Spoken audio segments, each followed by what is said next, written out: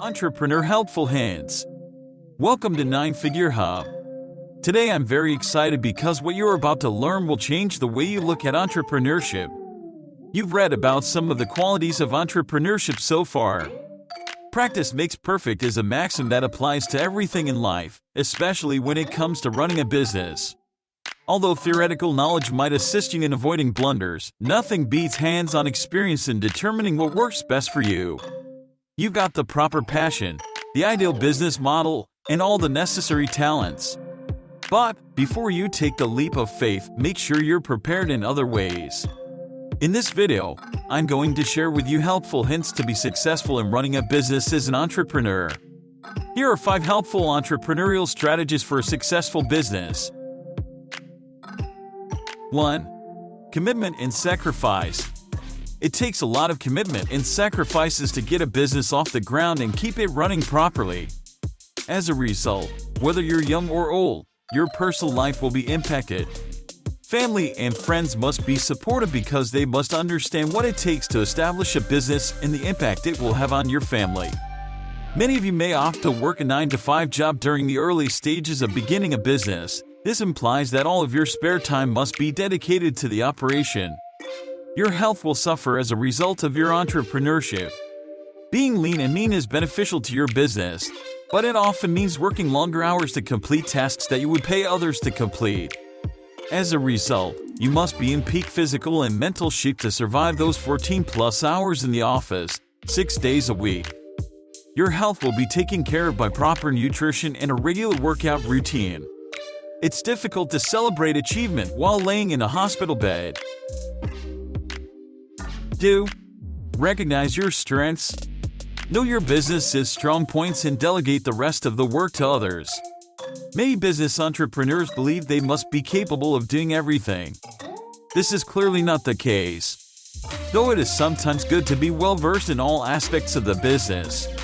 In case somebody becomes ill, having a team where you are the weakest link is not a terrible thing from an entrepreneurial standpoint. You must also be aware of your comfort zones in addition to your strong areas. Here are a few questions to know your comfort zones. Do you feel at ease as the supervisor of staff who is older than you? Do you have to deal with your employees' various personalities? How do you deal with money and make financial decisions? Do you feel like taking out a loan to start a business before seeing any profits? Wait a few years to see enough earnings to give you a stable paycheck.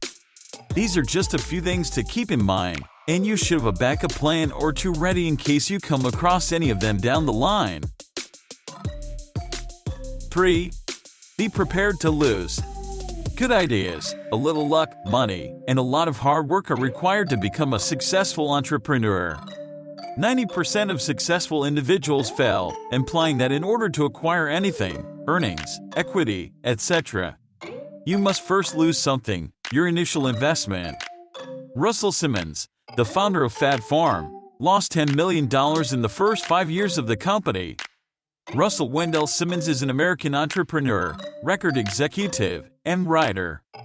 He co-founded the hip-hop label Def Jam Recordings and created the clothing fashion lines Fat Farm, Argyle Culture, and Tantris. Simmons' net worth was estimated at $340 million in 2011.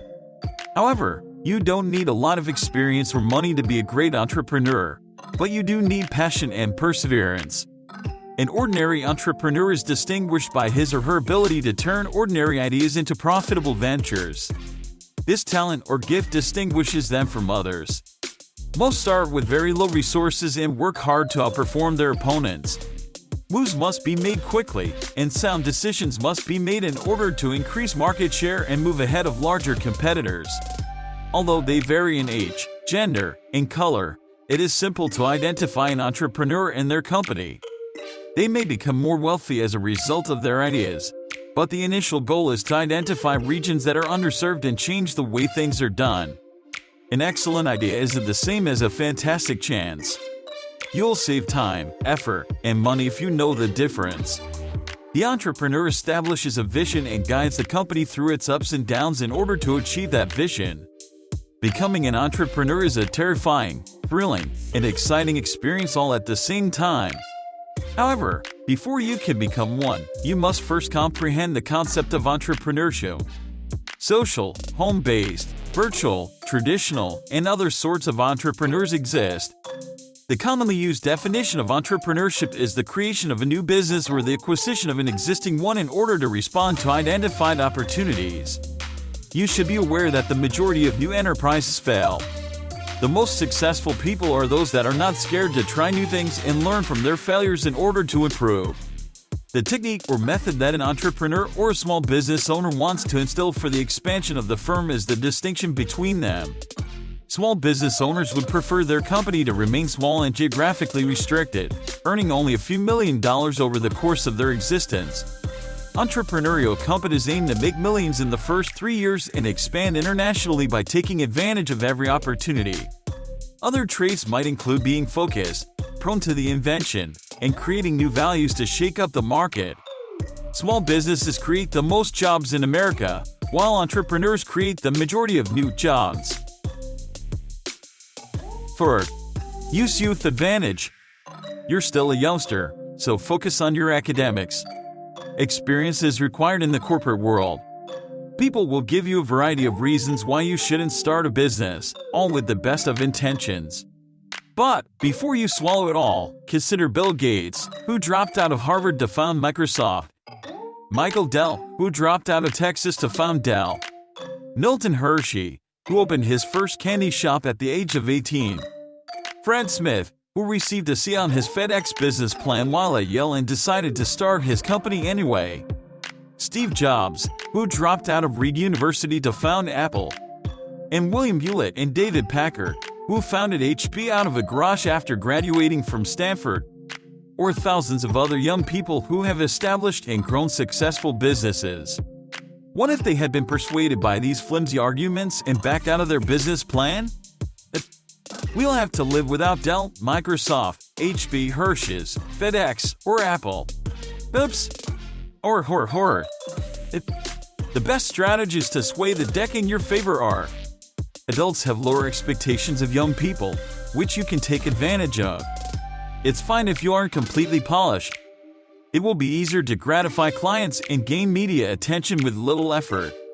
Because there is less competition from other students, your narrative will be more press-worthy, scholarship-worthy, competition-worthy, client-worthy, and award-worthy. Many charitable organizations and individuals encourage young people's efforts.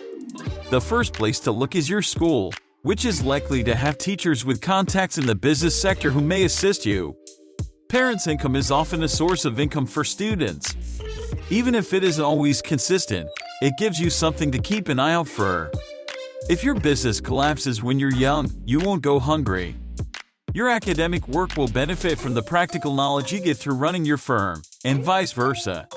Some colleges will give you academic credit for conducting an independent study of your company. You can also use your business to inspire class projects. Young individuals have a different view of the world than older folks. This perspective allows them to see many changes that have previously gone unnoticed. Microsoft, Dell, HP, Hershey's, Apple, and Forks founders will attest for you. 5. Think strategically. Strategic planning is both a science and an art form. To genuinely excel, you must employ both the right and left sides of your brain, which requires both confidence and practice. The following are some of the skills that excellent strategists have and employ on a regular basis. They have big ideas and apply smart thinking to make them a reality. Having both of these qualities allows them to envision a desirable future and develop a strategy to achieve it, focusing on both the details and the broad picture. Take a break from the everyday grind of a 9-to-5 job. This is something that all great strategists do. Simply go to a peaceful spot, preferably a weekend retreat. But if that isn't possible, take a day or even an afternoon off and sit with your thinking hat on. Give it a shot. Strategic thinking isn't about making easy money, as the term implies. It's about understanding the broad picture and establishing plans for the future. Although the initial results may not be stunning, strategic thought pays off in the long run. The fact that strategies, like masterpieces, require time to design, fine-tune, An update is one explanation for the sometimes underwhelming early result.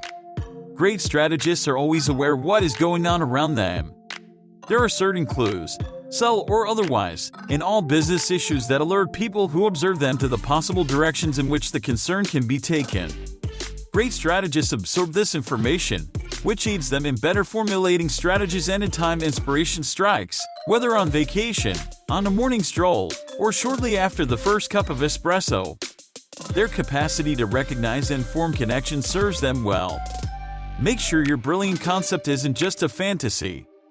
All great thinkers should double-check their ideas to ensure that they are sound and will hold up in a world full of issues and changes. Don't rely solely on yourself, no matter how capable you think and or believe you are.